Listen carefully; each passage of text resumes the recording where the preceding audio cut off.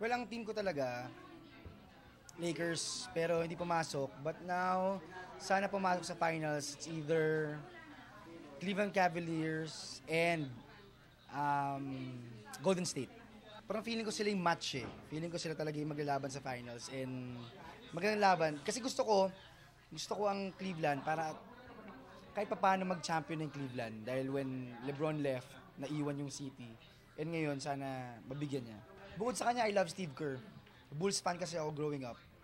And player pa si Steve Kerr, nung ngayon coach siya. So as a rookie, parang history na rookie coach mag-champion.